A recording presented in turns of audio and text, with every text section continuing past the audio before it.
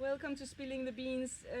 This is now the very end of this crop trip, November, 21 days in the field, and altogether traveled over 11,000 kilometers, over 4,000 kilometers by land across southern Minas, Alta Mochiana, north of Sao Paulo, Cerrado Mineiro, Matas, Espírito Santo, Conilon, and Rondônia.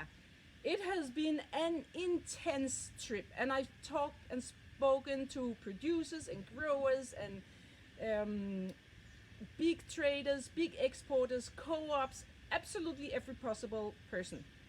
23 crop is troubled. We are not going to get a big crop, and it's not because I want to say that. I would love to see growers actually making recovery from the frost, from the drought. But the weather is just continuing to hit Brazil really hard. So what we're seeing across the Arabica producing areas in Alta Mochiana, in Cerrado, we are seeing a little bit of a recovery. We are probably going to get overall at least 10-20% more.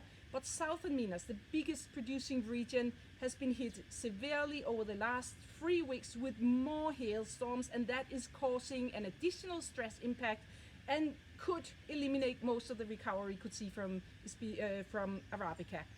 In Espírito Santo, we are seeing much worse damage than what we had anticipated. The accumulated stress impact from the last 6 months of heavy defoliation from hurricane force winds, from cold fronts, from excessive rains, and that has been non-stop in different parts of the region over the last 6.5 months.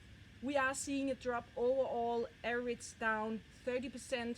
And then we have Rondônia, which is a sort of new miracle of hope for the coffee industry in the Amazon. We're getting more production, better and higher productivity from much reduced area, and we are seeing some new areas coming into crop there. And we are seeing amazing qualities, even from Robustas, gourmet Robustas. All in all, I am going to start out with a very large range for 23, and that is between 50 and 56 million bags. We still have to see just how the accumulated stress impact is going to affect crops. We knew that in 2022, we know that we had a very big impact. Even new coffee 5-6 years old, they didn't produce anything at all because the plants were too stressed, and we are very likely to see at least some of that again in 23. So here you go, guys. 23 is going to be better crop, but it's not going to be a big crop. It's definitely not even remotely close to a record, and it's not going to get even remotely close to 60 million that the market really needs, very minimum from Brazil. So we are going to have problems. We are going to see a growing deficit. And I will go into more range specifics on Arabica versus Conilon and Robusta a bit later on. But for now, 23 crop, 50 to 56 million bags. When we get to February, March, we'll be able to get a more precise idea.